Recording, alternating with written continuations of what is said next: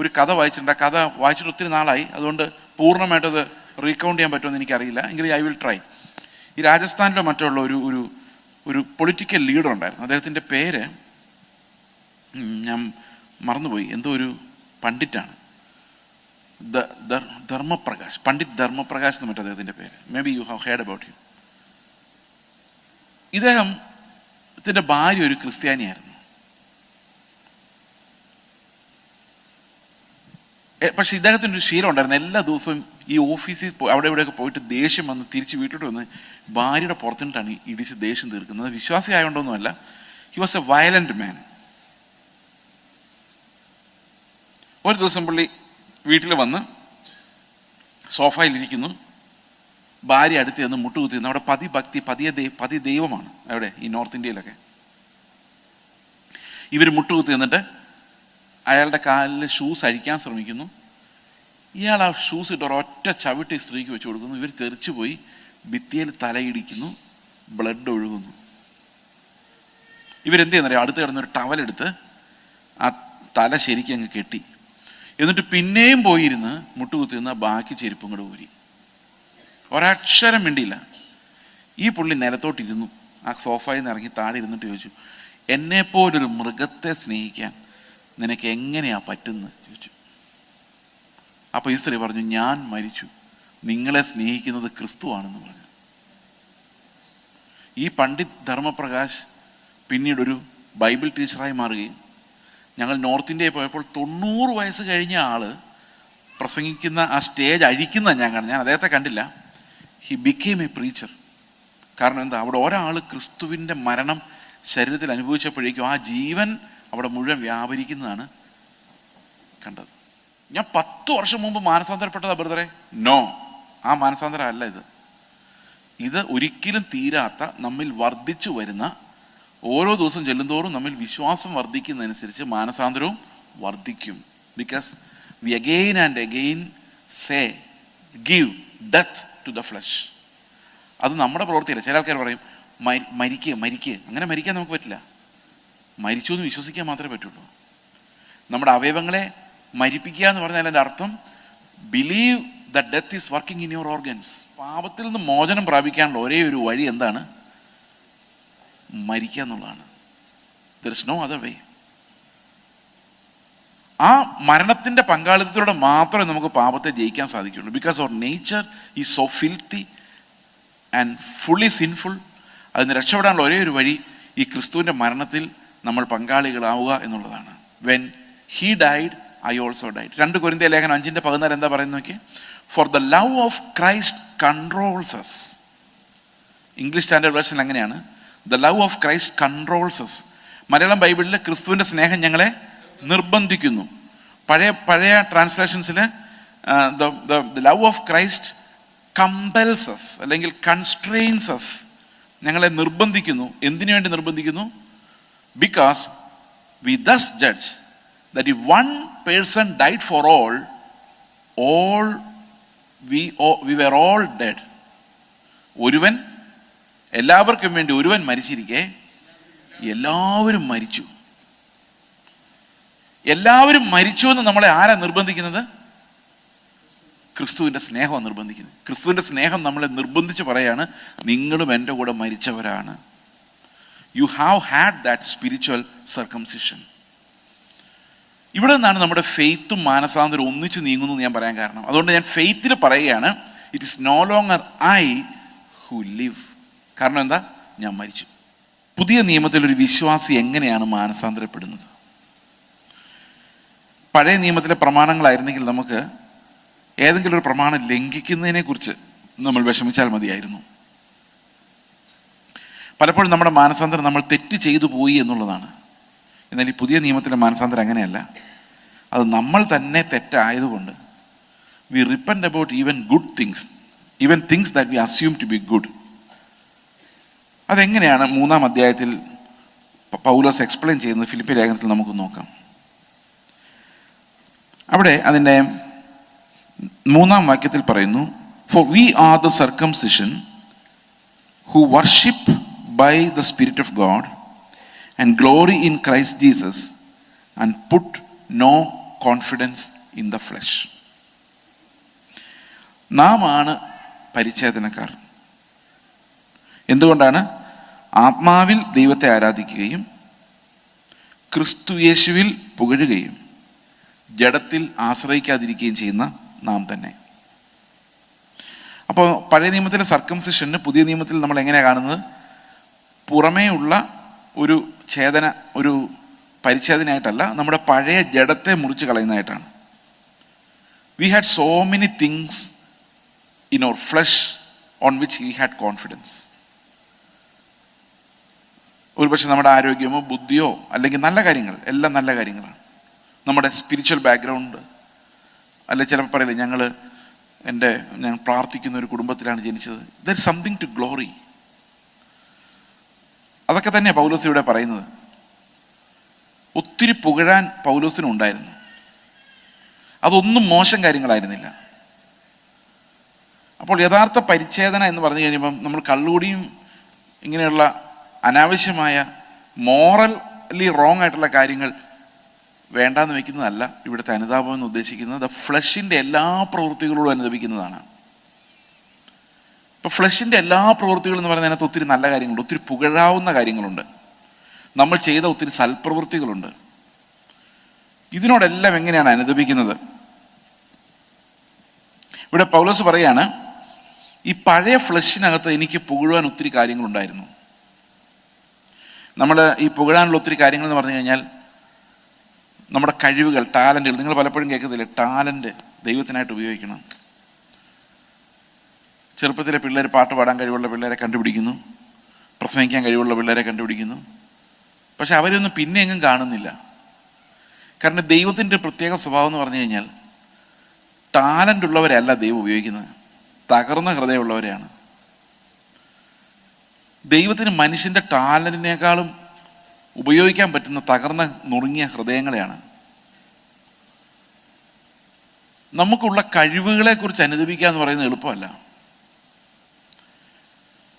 നമുക്കുള്ള നന്മകൾ, നമ്മൾ ചിന്തിക്കുന്ന താലന്തുകളെക്കുറിച്ച് എങ്ങനെയാണ് നമ്മൾ വിലപിക്കുന്നത്, നമ്മൾ അനുദപിക്കുന്നത്? പൗലോസ് പറയാണ്, എനിക്ക് ഒത്തിരി പുകഴാനുണ്ടായിരുന്നു, എല്ലാം നല്ല കാര്യമായിരുന്നു. പക്ഷെ ക്രിസ്തുവിൻ്റെ പരിജ്ഞാനത്തെക്കുറിച്ച് എനിക്ക് വെളിവ് വന്നപ്പോൾ ഇതെല്ലാം ഒന്നുമില്ലാത്തതായിട്ട് എനിക്ക് തോന്നി.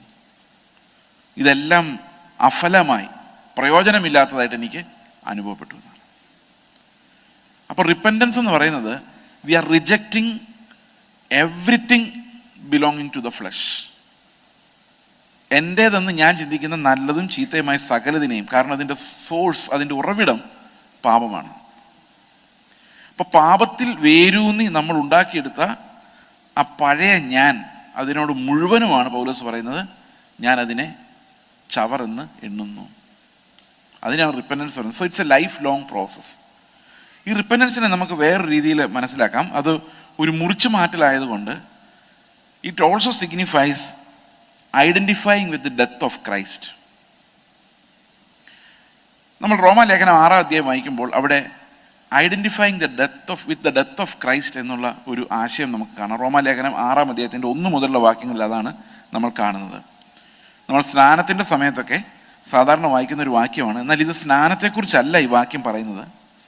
സ്നാനം എന്ന ആ കാര്യം നടക്കുമ്പോൾ എന്താ സംഭവിക്കുന്നുള്ള പ്രിൻസിപ്പളോടെ പറയുന്നുണ്ടെങ്കിലും ദ മെയിൻ ടോപ്പിക് 6-ാം അധ്യായത്തിൻ്റെ ആ ആദ്യ ഭാഗങ്ങളുടെ പ്രധാന ഉദ്ദേശം എന്ന് പറയുന്നത് സ്നാനത്തെക്കുറിച്ച് സംസാരിക്കുക എന്നുള്ളതല്ല, യേശു ക്രിസ്തുവിൻ്റെ മരണത്തോട് ഏകീഭവിക്കുന്നതിനെക്കുറിച്ചും നാം അവനോടുകൂടെ മരിച്ചവരെന്ന് എണ്ണുന്നതിനെക്കുറിച്ചുമാണ്. അതിൻ്റെ 11-ാം വാക്യത്തിൽ എന്താ പറയുന്നത്? 6:11 ആകയാൽ നാം പാപസംബന്ധമായി മരിച്ചവരെന്നും ക്രിസ്തു യേശുവിൽ ദൈവത്തിന് ജീവിക്കുന്നവരെന്നും നിങ്ങളെ തന്നെ എണ്ണുക. Count your self, reckon that you are dead to sin. അപ്പോൾ നമ്മൾ എംറ്റി ആയിട്ട് അങ്ങനെ റെക്കൺ ചെയ്യുന്നതല്ല, സങ്കല്പിച്ചെടുക്കുന്നതല്ല. It really happened. We are dead to sin. അതെങ്ങനെയാണ് സംഭവിച്ചതെന്ന് വെച്ച് കഴിഞ്ഞാൽ, we know that we were elected in Christ. അന്ന് നമ്മൾ കഴിഞ്ഞ ദിവസം സംസാരിച്ചപ്പോൾ പറഞ്ഞൊരു കാര്യമാണ്, ആദാമിൽ നമ്മൾ ഉണ്ടായിരുന്നത് കൊണ്ട് ആദമിൻ്റെ പാപത്തിലെല്ലാം ഓഹരിക്കാരായതുപോലെ യേശു ക്രിസ്തുവിൽ നമ്മെ തിരഞ്ഞെടുത്തത് കൊണ്ട് യേശു ക്രിസ്തുവിൻ്റെ അനുസരണത്തിലും നമ്മൾ അവകാശികളാണ്. By one man's obedience we have all become riches. അപ്പോൾ യേശു ക്രിസ്തു ക്രൂശിൽ മരിക്കുമ്പോൾ നമ്മളന്ന് ജനിച്ചിട്ടില്ല. ദൈവത്തിൻ്റെ ഹൃദയത്തിൽ കർത്താവ് കാണുന്ന ആ കാഴ്ചയിൽ we are also crucified along with him. നമ്മുടെ പഴയ മനുഷ്യൻ അവനോടുകൂടെ ക്രൂശിക്കപ്പെട്ടു. അങ്ങനെയല്ലേ എഴുതിയേക്കുന്നത്? 6:6 എന്താ പറയുന്നത്? നാം ഇനി പാപത്തിന് അടിമപ്പെടാതെ വണ്ണം പാപശരീരത്തിന് നീക്കം വരേണ്ടതിന് നമ്മുടെ പഴയ മനുഷ്യൻ അവനോട് കൂടെ ക്രൂശിക്കപ്പെട്ടു എന്ന് നാം അറിയുന്നു. When Christ was crucified, my old flesh was also crucified along with him. But I was not still alive. ഞാൻ ഈ ഭൂമിയിലില്ല, ജനിച്ചിട്ടില്ല. ബട്ട് സ്റ്റിൽ അതങ്ങനെയാണ് നിത്യതയിൽ ദൈവം കാണുന്നത്. God sees us as crucified along with Christ. അപ്പോൾ ഈ ക്രൂശി ഈ 6-ാം വാക്യത്തിൽ പറയുന്നു, നാം ഇനി പാപത്തിന് അടിമപ്പെടാതെ വണ്ണം പാപശരീരത്തിന് നീക്കം വരേണ്ടത് നമ്മുടെ പഴയ മനുഷ്യൻ അവനോടുകൂടെ ക്രൂശിക്കപ്പെട്ടു നാം അറിയുന്നു. അടുത്ത വാക്യം, അങ്ങനെ മരിച്ചവൻ പാപത്തിൽ നിന്ന് മോചനം പ്രാപിച്ചിരിക്കുന്നു. അപ്പോൾ പാപത്തിൽ നിന്ന് മോചനം പ്രാപിക്കാനുള്ള ഒരേ ഒരു വഴി എന്താണ്? മരിക്കുക എന്നുള്ളതാണ്. There is no other way. ആ മരണത്തിൻ്റെ പങ്കാളിത്തത്തിലൂടെ മാത്രമേ നമുക്ക് പാപത്തെ ജയിക്കാൻ സാധിക്കുകയുള്ളൂ. Because our nature is so filthy and fully sinful. അതിന് രക്ഷപ്പെടാനുള്ള ഒരേ ഒരു വഴി ഈ ക്രിസ്തുവിൻ്റെ മരണത്തിൽ നമ്മൾ പങ്കാളികളാവുക എന്നുള്ളതാണ്. When he died I also died. 2 കൊരിന്ത്യർ ലേഖനം 5:14 എന്താ പറയുന്നത് നോക്കി? For the love of Christ controls us. English standard version അങ്ങനെയാണ്, the love of Christ controls us. Malayalam ബൈബിളിൽ ക്രിസ്തുവിൻ്റെ സ്നേഹം ഞങ്ങളെ നിർബന്ധിക്കുന്നു. പഴയ ട്രാൻസ്ലേഷൻസിൽ the love of Christ compels us അല്ലെങ്കിൽ കൺസ്ട്രെയിൻസ് അസ്. ഞങ്ങളെ നിർബന്ധിക്കുന്നു. എന്തിനു വേണ്ടി നിർബന്ധിക്കുന്നു?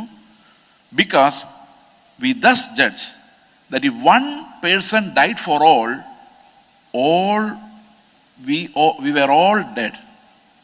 ഒരുവൻ എല്ലാവർക്കും വേണ്ടി ഒരുവൻ മരിച്ചിരിക്കെ എല്ലാവരും മരിച്ചു.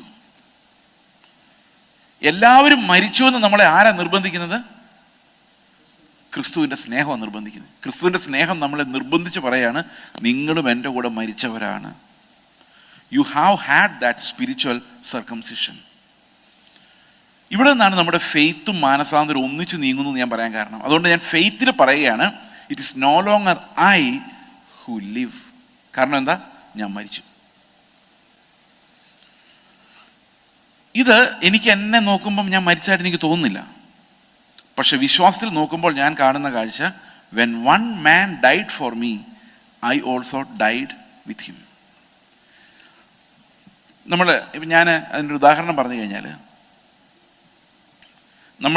എനിക്ക് 4 കുട്ടികളായിരുന്നു. 4 കുട്ടികളെ സ്കൂളിൽ കൊണ്ട് ചേർക്കുന്നു. ഈ 4 കുട്ടികൾക്കും ഫീസ് അടയ്ക്കുന്നു. ഫീസ് അടയ്ക്കുമ്പം ഈ രസീത് ആരുടെ പേരിലാണ് വരുന്നത്? നിങ്ങൾ പിള്ളേർക്ക് ഫീസ് അടയ്ക്കുമ്പോൾ രസീത് ആരുടെ പേരിലാണ് വരുന്നത്? പിള്ളേരുടെ പേരിലേ വരുള്ളൂ. നിങ്ങളുടെ പേരിൽ നിങ്ങൾ എത്ര കഷ്ടപ്പെട്ട് കാശുണ്ടാക്കി കൊടുത്താലും നിങ്ങളുടെ പേരിൽ ഒരു രസീത് തരില്ല. കാരണം നിങ്ങളുടെ പേരവിടെ രജിസ്റ്ററിലില്ല. രജിസ്റ്ററിലുള്ളത് പിള്ളേരുടെ പേര്, അതിൻ്റെ പേരിൽ രസീത് തരാൻ പറ്റുള്ളൂ. അപ്പോൾ മരിച്ചത് കർത്താവാണെങ്കിലും ഈ മരിച്ചു എന്നുള്ള രസീത് ആർക്കത് കിട്ടിയേക്കുന്നത്? കിട്ടിയിട്ടുണ്ടോ? ആർക്ക് വേണ്ടിയാണ് മരിച്ചത്? ആർക്ക് വേണ്ടിയാണ് കർത്താവ് ഫീസ് അടച്ചത്? ആർക്ക് വേണ്ടിയാണ് ഒബീഡിയൻസ് പൂർത്തിയാക്കിയത്? അപ്പോൾ നമുക്കൊരു രസീത് കിട്ടിയിട്ടുണ്ട്. എന്താ അത്? മരിച്ചു. ഈ മരിച്ചു എന്നുള്ള രസീത് ഇടയ്ക്കിടയ്ക്ക് നോക്കുന്നതിനെയാണ് റെക്കൺ എന്ന് പറയുന്നത്. അതായത് ഞാനിത് നോക്കി പറയാണ് ഐ ഡൈഡ്. പക്ഷെ ഇതിനകത്ത് കുറേ കോംപ്ലിക്കേഷൻസ് ഉണ്ട്. ഈ റിപ്പൻറ്റൻസ് നമുക്ക് എളുപ്പത്തിൽ വരുന്ന ഒരു സാധനമല്ല. ഈ റിപ്പൻറ്റൻസിലൂടെ നമ്മളെ നടത്തുവാൻ ദൈവം നമ്മുടെ ജീവിതത്തിൽ വരുന്ന പല കഷ്ടതകളെ, ക്രൂശുകളെ ഉപയോഗിക്കും. കാരണം death happens only on the cross. അപ്പൊ ഡെത്തിനെ കുറിച്ച് നമുക്ക് ഓർമ്മ വരണമെങ്കിൽ നമുക്ക് ആ ക്രൂശ് വേണം. റോമാലേഖനം 6:3 എന്താ പറയുന്നത്? യേശുക്രിസ്തുവിനോട് ചേരുവാൻ സ്നാനമേറ്റവരായ നാം എല്ലാവരും അവൻ്റെ മരണത്തിൽ പങ്കാളികളാകുവാൻ. ഇംഗ്ലീഷിൽ എഴുതുമ്പോൾ അത് വളരെ സിമ്പിളായിട്ട് baptized into his death എന്ന് പറയും. പക്ഷെ മലയാളത്തിൽ പറയുമ്പം സ്പീക്സ് അബൌട്ട് എ പാർട്ട്ണർഷിപ്പ്, പങ്കാളിത്തം. പങ്കാളിയാവുക എന്ന് പറഞ്ഞാൽ എന്തുവാ? നിങ്ങൾ രണ്ടുപേരും കൂടി ഇവിടെ ഓസ്ട്രേലിയയിൽ ഒരു കട സ്റ്റാർട്ട് ചെയ്തെന്ന് വിചാരിച്ചോ. അപ്പോൾ ഒരാൾക്ക് അതിലൊരു പാർട്ട്ണർക്ക് അതിന് എന്ത് അവകാശമുണ്ട്? ഇതിൻ്റെ പങ്കാളിത്തമുണ്ട് മറ്റേ ആളുമായി ചേർന്ന്, അല്ലേ? അതുപോലെ കർത്താവിനോട് ഞാൻ പറയുകയാണ്, കർത്താവേ, നിന്റെ മരണത്തിൻ്റെ ഒരു ഷെയർ എനിക്കുള്ളതാണ്. ആ പങ്കാളിത്തത്തിന് വേണ്ടി ഞാൻ എന്ത് ചെയ്യുക? കർത്താവിനോട് ചോദിക്കുകയാണ്, അവൻ്റെ മരണത്തിൽ പങ്കാളിയാകാൻ വേണ്ടി ഞാൻ അവനോട് ചേർന്നിരിക്കുന്നു. യേശുക്രിസ്തുവിനോട് ചേർന്ന പല ആൾക്കാരും ഗലീലയിലും ഗന്നസരത്തിലും കപർന്നഹൂമിലും ഒക്കെ കർത്താവ് അത്ഭുതങ്ങൾ ചെയ്യുന്ന കണ്ടിട്ട് അവൻ്റെ പിന്നാലെ പോയവരാണ്.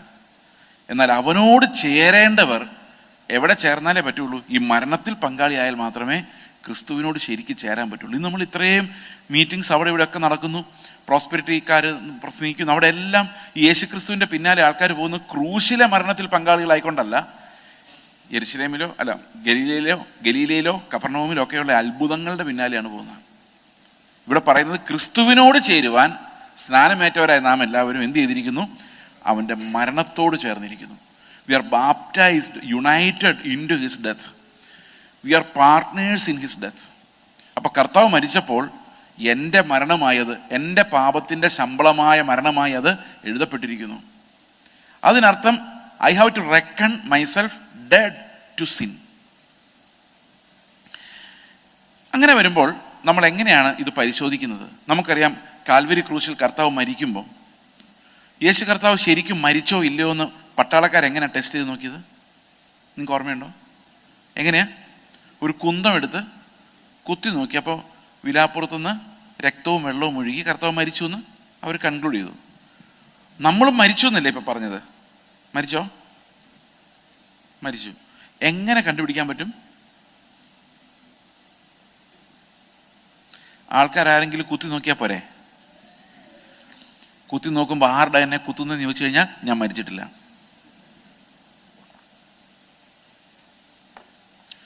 എനിക്ക് നീതി കിട്ടിയില്ല എന്ന് പറയുമ്പോൾ മരിച്ചിട്ടില്ല. മരിച്ചോ നീതി അന്വേഷിച്ച് എവിടെയും പോവോ? ഇല്ല. ആ ചർച്ച ചെന്നിട്ട് എന്നെ അവരൊന്ന് ബഹുമാനിച്ചില്ല പാസ്റ്ററെ എന്ന് പറയുമ്പം മരിച്ചവന് ബഹുമാനം വല്ലതും വേണോ? വേണ്ട. മരിച്ചുപോയ ആളെ എന്ത് ബഹുമാനിക്കാൻ? പരാതികളില്ല, ബിക്കോസ് ഹീസ് ഡെഡ്. ഇത് നമ്മൾ വിശ്വാസത്താൽ പറയാം, ഐ ഡൈഡ് എന്ന് പറഞ്ഞു കഴിയുമ്പോഴേക്കും ഈ പാപത്തിൻ്റെ പവറാണ് തകരുന്നത്. Because I'm no longer alive to sin. വീട്ടിൽ ഭർത്താവ് കള്ളു കുടിച്ചു വന്ന് ഭാര്യയ്ക്കിട്ട് എല്ലാ ദിവസവും ഇടിയാൻ. ഭാര്യ നല്ല വർത്താനം തിരിച്ചും പറയാറുണ്ടായിരുന്നു. പക്ഷെ ഇന്ന് ഭാര്യ മിണ്ടുന്നില്ല. What happened? She died. മരിച്ചു. പക്ഷെ ക്രിസ്തുവിലാണ് മരിക്കുന്നതെങ്കിൽ അവിടെ പറഞ്ഞിട്ടുണ്ട്, നമ്മൾ അവൻ്റെ മരണത്തിൻ്റെ സദൃശത്തോട് ഏകീഭവിച്ചവരായാൽ അവൻ്റെ പുനരുത്ഥാനത്തിൻ്റെ സദൃശത്തോട് ഏകീഭവിക്കും. ഇവിടെ ആൾക്കാർ പലപ്പോഴും തെറ്റിദ്ധരിക്കുന്നത് എങ്ങനെയാണെന്ന് വെച്ച് കഴിഞ്ഞാൽ, ഈ വെള്ളത്തിനകത്ത് കുഴിച്ചിടുന്നത് മരണം, ശവമടക്ക്, എഴുന്നേറ്റ് ഇങ്ങ് പോരുന്നത് പുനരുത്ഥാനം എന്ന് ആൾക്കാർ വിചാരിക്കുന്നത്. പ്രിയ സഹോദരങ്ങൾ, അതല്ല പുനരുത്ഥാനത്തിൻ്റെ സദൃശം. എഴുന്നേറ്റ് പോരുന്നത് ചത്തുപോകാതിരിക്കാൻ വേണ്ടിയാ. അവിടെ പ്രത്യേകമായിട്ട് എഴുതിയിട്ടുണ്ട്, നാം അവൻ്റെ മരണത്തിൻ്റെ സദൃശത്തോട് ഏകീഭവിച്ചവരായാൽ പുനരുത്ഥാനത്തിൻ്റെ സദൃശത്തോടും ഏകീഭവിക്കും. ക്രിസ്തു മരിച്ചിട്ട് പിതാവിൻ്റെ മഹിമയിൽ ജീവിച്ചെഴുന്നേറ്റതുപോലെ, അതല്ലേ പുനരുത്ഥാനം? ജീവിച്ചെഴുന്നേറ്റതുപോലെ നമ്മളും വെള്ളത്തിൽ നിന്ന് കയറി വരാൻ വേണ്ടിയാണെന്നാണ് എഴുതിയേക്കുന്നത്. അല്ല, ക്രിസ്തു മരിച്ചിട്ട് പിതാവിൻ്റെ മഹിമയിൽ ജീവിച്ചെഴുന്നേറ്റതുപോലെ നാമും ജീവന്റെ പുതുക്കത്തിൽ നടക്കേണ്ടതിന് തന്നെ. അപ്പോൾ പുനരുത്ഥാനത്തിൻ്റെ സദൃശം എന്തുവാ? ജീവന്റെ പുതുക്കത്തിൽ നടക്കുന്നത്. അപ്പോൾ സ്നാനപ്പെടുന്നത് ഞാൻ കർത്താവിൻ്റെ കൂടെ മരിച്ചു എന്ന് അക്നോളജ് ചെയ്യുകയും,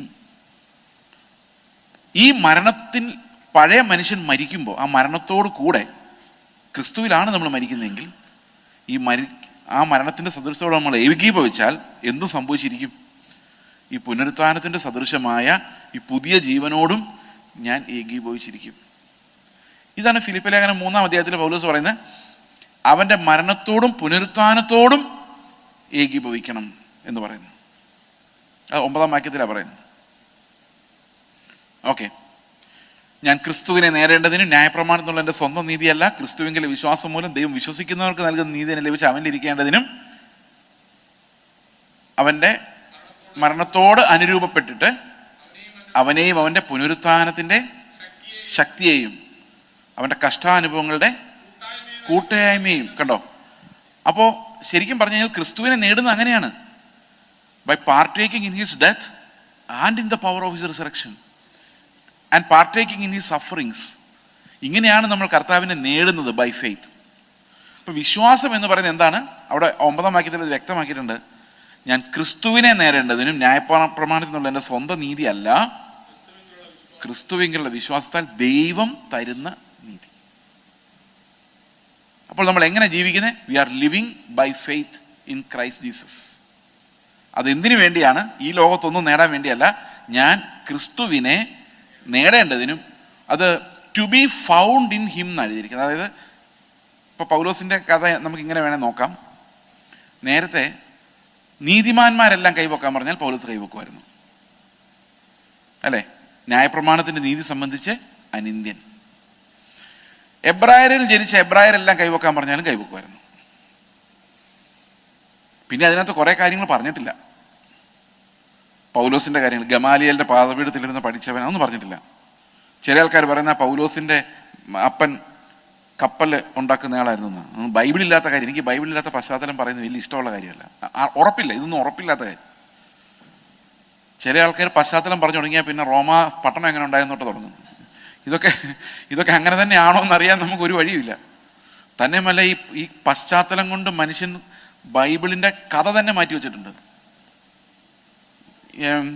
യെരൂശലേമിലേക്ക് പോകുന്ന വഴിയിലുള്ള ഒരു വാതിലാണ് സൂചിക്കുഴ. അതുപോലെ ഓരോന്നിനും പശ്ചാത്തലം ഉണ്ടാക്കി വെച്ചു. ഇതൊന്നും ബൈബിളിലില്ല, പക്ഷെ പശ്ചാത്തലം ഉണ്ടാക്കി വെച്ചതിൻ്റെ അർത്ഥം ഇല്ലാതാക്കി കളയും. അത് പരീശന്മാരുടെ അന്നത്തെ പശ്ചാത്തലത്തിൽ കർത്താവ് പറഞ്ഞതാണ്. കൊരിന്ത സഭയിലെ സ്ത്രീകൾ സഭയിൽ മിണ്ടാതിരിക്കട്ടെ എന്ന് പറഞ്ഞത്, കൊരിന്ത സഭയിൽ പെണ്ണുങ്ങൾ ഭയങ്കര വായാടികളായിരുന്നുകൊണ്ട് അവരോട് പൗലോസ് പറഞ്ഞാണ്. എല്ലാം പശ്ചാത്തലം നമ്മളുണ്ടാക്കി. അവിടെ പ്രത്യേകിച്ച് എഴുതിയിട്ടുണ്ട്, വിശുദ്ധന്മാരുടെ സകല സഭകളിലും എന്ന പോലെ. അതും മിണ്ടില്ല. അപ്പൊ ഈ പശ്ചാത്തലം എന്തിനാ കൊണ്ടുവരുന്നതെന്ന് ചോദിച്ചു കഴിഞ്ഞാൽ ഇതൊന്ന് ഡൈല്യൂട്ട് ചെയ്തെടുക്കാൻ വേണ്ടിയാണ്. ഓക്കെ. അപ്പം പൗലോസിന്റെ പശ്ചാത്തലത്തെ കുറിച്ച് ആൾക്കാർ പറയുന്നത് കപ്പൽ മുതലാളിയായ ആളുടെ മകനായിരുന്നെന്നും, പിന്നെ ഒരു കാര്യം നമുക്കറിയാം, റോമ പൗരനായിരുന്നു. ഇത് ജന്മനാ കിട്ടിയ പൗരത്വമായിരുന്നു. അപ്പോൾ ഭയങ്കര കുടുംബക്കാരനായിരുന്നിരിക്കണം. അസംഷൻസ് ആണ് ഇതെല്ലാം. ഇതൊന്നും പുള്ളിയോടെ മിണ്ടിയിട്ടില്ല. അതിനോടൊക്കെ പണ്ടേ ചത്തത്. അത് ഓർമ്മ പോലും ഇല്ല പുള്ളി. ഓർക്കുന്ന കാര്യങ്ങളെല്ലാം റിലീജിയസ് കാര്യങ്ങളാണ്. അതായത് അവരുടെ മതസംബന്ധമായ ന്യായപ്രമാണ സംബന്ധമായ കാര്യങ്ങൾ ഓർക്കുന്നത്, നല്ല കാര്യങ്ങളാണ്. അതായത് ദൈവം പറഞ്ഞിട്ട് ചെയ്ത ന്യായപ്രമാണത്തിലെ നീതി സംബന്ധിച്ച് അനിന്ദ്യൻ has already achieved that perfection according to the rules of the law. എന്നിട്ടാ പറയുന്നത്, എനിക്കതെല്ലാം മലമായി, അല്ലെ, വേസ്റ്റായി തോന്നുന്നു, ഡങ്കായി തോന്നുന്നു, അതായത് പ്രയോജനമില്ലാത്തതായി എനിക്ക് അനുഭവപ്പെടുന്നു. ഞാൻ ഓടിയതും അധ്വാനിച്ചതും എബ്രായനായി ജനിച്ചതും ഒക്കെ വേസ്റ്റ് എന്ന് തോന്നുന്നു. ബിക്കോസ് യേശുക്രിസ്തുവിൻ്റെ പരിജ്ഞാനത്തിൻ്റെ ശ്രേഷ്ഠത വരുമ്പോഴേക്കും ആ പരിജ്ഞാനം, ഇപ്പോൾ ഒരു ഉദാഹരണം പറഞ്ഞാൽ, ഞങ്ങൾ മിഷണറി വേലയ്ക്ക് ഇറങ്ങുന്ന സമയത്ത്, ആന്ധ്രയിൽ പോകുന്ന സമയത്ത്, ആദ്യം പോകുമ്പം ഞങ്ങൾക്ക് ഒരു സുഹൃത്ത് പോലും ഉണ്ടായിരുന്നില്ല. കാശില്ല എന്നുള്ളത് വേറൊരു വഴി, അത് പിന്നെ പോട്ടെ. ഞങ്ങൾക്ക് വേണ്ടി ഒന്ന് പ്രാർത്ഥിക്കണം എന്ന് വിളിച്ചു പറയാൻ ആരും ഉണ്ടായിരുന്നില്ല. ഭയങ്കര ലോൺലിനെസ് ആയിരുന്നു. അപ്പോൾ എന്നെ ബൈബിൾ കോളേജിൽ പഠിപ്പിച്ച ഒരു സാറ് മാത്രം എന്നെ ഇടയ്ക്കിടയ്ക്ക് വിളിക്കുക. അപ്പം ഞാൻ എൻ്റെ ഭാര്യയുടെ ഒരു ദിവസം പറഞ്ഞു, ഈ ഒരു മനുഷ്യനും കൂടെ അവിടെ ഇല്ലായിരുന്നെങ്കിൽ നമ്മൾ ടോട്ടലി ഒരു ഐലൻഡിൽ ആരും ഇല്ലാത്തവരായിരുന്നേനെ. ആ പുള്ളിക്കാരനോട് പറഞ്ഞു, ആ മനുഷ്യനിൽ ഇനി പ്രശംസിക്കാൻ തുടങ്ങിയാൽ അയാളും ഇനി കാണുകയില്ല. അതുപോലെ തന്നെ സംഭവിച്ചു. അപ്പോൾ എനിക്ക് ഒത്തിരി സ്വാധീനങ്ങൾ ഉണ്ടായിരുന്നെങ്കിലോ അതെല്ലാം എനിക്ക് നല്ല ലാഭമായിരുന്നേനെ, അല്ലേ? പക്ഷേ ക്രിസ്തുവിൻ്റെ പരിജ്ഞാനം സംബന്ധിച്ച് അതെല്ലാം ഇല്ലാതായപ്പോഴാണ് മനസ്സിലായത്, യേശു ക്രിസ്തു എന്ന് പറയുന്ന ഒരാളും മതി. ചില ആൾക്കാർ ഭയങ്കര വിഷമിച്ച് പറഞ്ഞു, എനിക്ക് ദൈവം മാത്രമേ ഉള്ളൂ ബ്രദറെ. ദൈവം മാത്രം ഉള്ളെന്നോ? പോരെ, എന്തോ ഇത് സംഭവം? അപ്പൊ കർത്താവ് മാത്രം മതിയെന്നുള്ള പരിജ്ഞാനമാണ് ഈ പറയുന്ന എല്ലാ അസറ്റിനേക്കാളും നല്ലത്. അപ്പൊ ആ പരിജ്ഞാനം നമുക്ക് മനസ്സിലാകുമ്പോഴേക്കും എനിക്ക് ഈ ലോകത്തിലുണ്ടെന്ന് പറയുന്ന ഒന്നും ഒരു കാര്യമായിട്ട് തോന്നുകയില്ല. കാരണം ദിസ് പരിജ്ഞാനം സൂപ്പർസീഡ്സ് എവരിത്തിങ്. ബാക്കിയുള്ള എല്ലാറ്റിൻ്റെയും മുകളിൽ ഈ ക്രിസ്തു എൻ്റെ കർത്താവിൻ്റെ ജീവനാണ് എൻ്റെ ഉള്ളിൽ വസിക്കുന്നുള്ള ഒരൊറ്റ പരിജ്ഞാനത്തിൽ ബാക്കിയുള്ളതെല്ലാം. ഞാനിങ്ങനെ ചിന്തിക്കാറുണ്ട്, നോർത്ത് ഇന്ത്യയിലൊക്കെ ഭയങ്കര എതിർപ്പുകളൊക്കെ ഉണ്ടെന്ന് നിങ്ങൾക്കറിയാം. ചില സ്ഥലങ്ങളിലൊക്കെ ഉണ്ട്, പിന്നെ കുറച്ചൊക്കെ എക്സാജറേറ്റഡ് ആണ്, എന്നാലും UP-യിലൊക്കെ നല്ല എതിർപ്പുകളുണ്ട്. Suppose I have a church there. രാത്രിയിൽ ആരോ ഈ ചർച്ചിന് നേരെ കല്ലെടുത്തെറിയുന്നു. പക്ഷേ ഭാഗ്യം എന്താണെന്ന് ചോദിച്ചു കഴിഞ്ഞാൽ അവിടുത്തെ SP എൻ്റെ കൂടെ കോളേജിൽ പഠിച്ച ആളാന്ന് വിചാരിച്ചോ. അപ്പം ഞാൻ എന്തു ചെയ്യും? ഞാൻ ഉടനെ രാത്രി വിളിക്കും SP ഒക്കെ പുല്ല് പോലെ, എടാ കണ്ടോ അതെ ഞങ്ങളുടെ ചർച്ചിന് നേരെ കല്ലെറിയുന്നു, SP അവരൊന്ന് കൈകാര്യം ചെയ്തേക്കണം. അതെന്താ, ഞാൻ നോക്കിക്കോളാം. അപ്പോൾ ഐ ആം വെരി പവർഫുൾ അല്ലേ? പക്ഷെ എനിക്ക് ആരും ഇല്ലെങ്കിലോ, ഞാനവിടെ കുത്തിയിരുന്ന് കർത്താവിൻ്റെ പറയും, എൻ്റെ കർത്താവ് ഈ കല്ല് നാളെ എൻ്റെ തലയിലായിരിക്കും വീഴുന്നത്, ഞാൻ എന്ത് ചെയ്യും? കർത്താവ് പറയും, ക്ഷമിക്ക്. ആ കല്ലെറിഞ്ഞവന് വിവരമില്ലാത്തതുകൊണ്ട് അവന് സ്നേഹിക്കും. ഈ പരിജ്ഞാനമാണോ വലുത്? ആ SP അവരെ കൈകാര്യം ചെയ്യുന്നതാണോ വലുത്? ഏതാ വലുത്? നമ്മൾ ഈ പുറം മനുഷ്യനുണ്ടാകുന്ന എല്ലാം നന്മയെന്ന് നമ്മൾ വിചാരിക്കുന്ന സകല കാര്യങ്ങളും പരിജ്ഞാനത്തിന് വിരോധമാണ്. ഞാൻ കല്യാണം കഴിച്ചു കഴിഞ്ഞ് എൻ്റെ അപ്പൻ എൻ്റെ ഭാര്യയെ വിളിച്ചിട്ട് പറഞ്ഞു, ഇവൻ ഞാൻ പറയുന്ന ഒരു കാര്യം അനുസരിച്ചിട്ടില്ല. പിള്ളേർ വിടുന്ന് പറയാം, കണ്ടോ പാസ്റ്റർ ഒന്നും അനുസരിച്ചില്ല. അത് വേറൊന്നും കൊണ്ടല്ല കേട്ടോ, അത് സുവിശേഷ വേലയുമായിട്ട് സംബന്ധിച്ചാണ്. അതുകൊണ്ട് നീ എനിക്കൊരു ഉപകാരം ചെയ്യണം. എൻ്റെ ഭാര്യയോട് പറഞ്ഞാൽ, കല്യാണം കഴിച്ചു കഴിഞ്ഞ അവൻ ബീഹാറിൽ നിന്നെ കൊണ്ട് പോകാനിരിക്കുകയാണ്.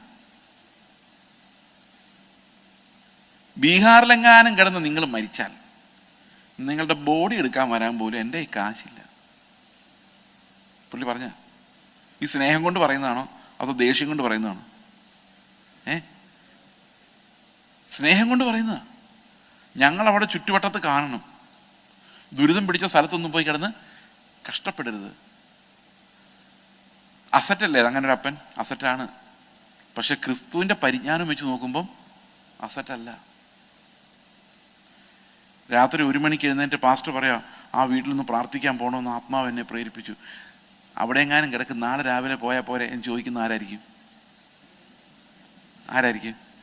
സ്നേഹിക്കുന്ന ആളായിരിക്കോ വഴക്കുണ്ടാക്കുന്ന ആളായിരിക്കോ? അപ്പോൾ നമ്മൾ അസറ്റെന്ന് കരുതുന്നതിനകത്ത് എല്ലാം എന്തുണ്ട്? ഒരു ക്രിസ്തുവിൻ്റെ പരിജ്ഞാനത്തിനെതിരെയുള്ളൊരു സാധനമുണ്ട്. നിങ്ങളെ പറഞ്ഞ് പേടിപ്പിക്കുന്നല്ലോ കേട്ടോ.